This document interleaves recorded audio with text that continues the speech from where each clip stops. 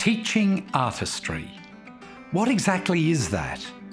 It's a curious term because it crash merges two big and important practices: artistry, control over the art form, and teaching, education.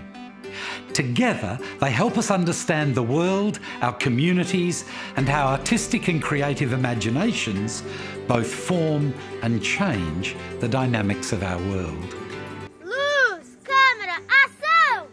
Are you a teaching artist who would like to develop your practice and deepen the social impact of your work? Are you interested in new approaches? Are you interested in connecting with other like-spirited artists around the world?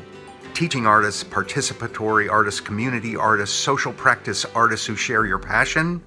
Then the International Teaching Artists Collaborative, ITAC, has the online course for you. It's ambitious, and it's called Teaching Artistry for Social Impact. The joy of learning the Kadenze way is a direct response to the crisis in education today.